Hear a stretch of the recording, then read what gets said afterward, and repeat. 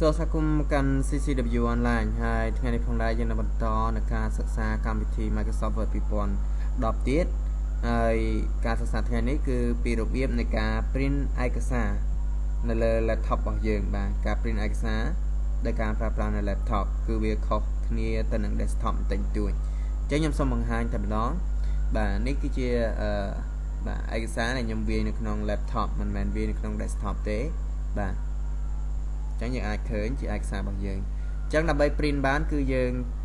បាទយើងអាចចុចនៅកន្លែង taskbar នេះក៏បានដែរបាទយើងចុចកន្លែងនេះបាទ print preview នេះបាទឬយើងចុច control និងអក្សរ P នៅលើ keyboard របស់យើងបាទមួយវិញទៀតគឺយើងត្រូវចុចពាក្យ file បាទរួចយកពាក្យថា print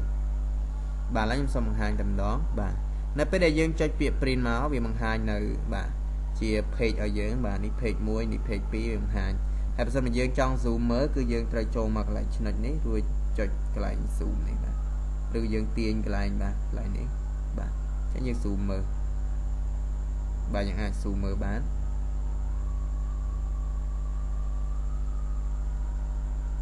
បាទយើងចង់បាន3 4ក៏បានដែរយើងចង់មើល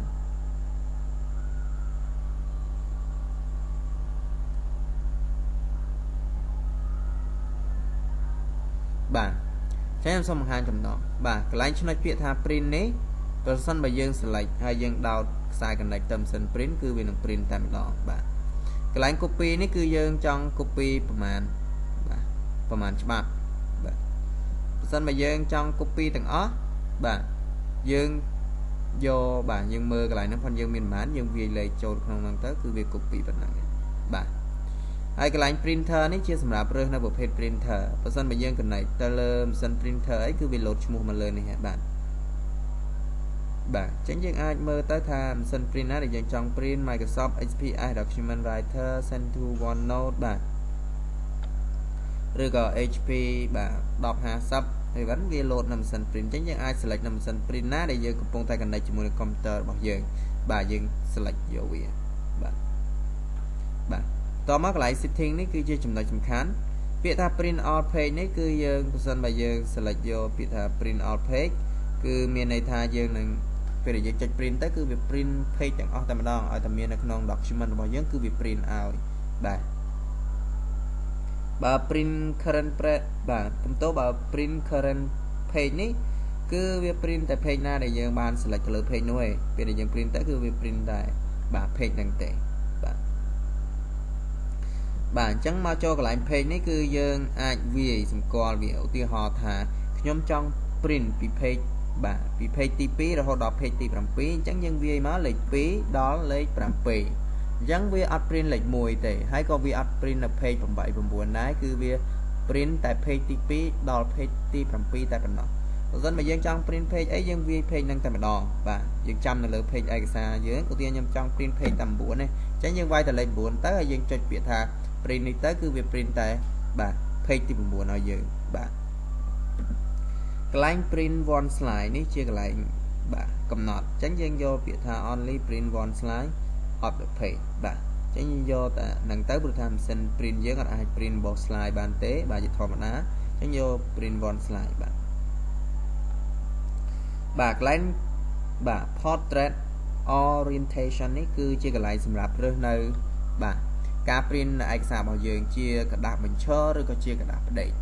ជាឧទាហរណ៍បើសិនបើយើងវាយជាกระดาษបញ្ឈរអញ្ចេះបាទយើងត្រូវ print ជាមួយនឹង portrait orientation បានន័យថាជាប្រភេទกระดาษបញ្ឈរតែបើសិនបើយើង select យក landscape orientation អញ្ចឹងអក្សររបស់យើងនឹងរត់ព្រោះថាពេល print មកវាយកជាกระดาษដេកអញ្ចឹងយើងសេជាกระดาษឈរអញ្ចឹងពេលដែល print ចេញមកគឺវារត់តែម្ដងបានន័យថាវាអត់ចាំនៅទិន្នន័យថាត្រូវរត់តាមកระดาษផ្ដេកមិនគឺវាត្រូវរត់ខុសបាទឥឡូវឧទាហរណ៍ខ្ញុំយកថា landscape orientation បាទយើងមើលទៅគឺវាចេញទៅជាចេះវិញបាទខ្លីជាងមុនបាទអញ្ចឹងវាអត់ដូចស្តង់ដារដែលយើងបានកំណត់វាទេបាទគឺវារៀងដាក់មើលបាទគឺមានទាត់រត់ខ្លីវែងបាទអញ្ចឹងយើងត្រូវយក portrait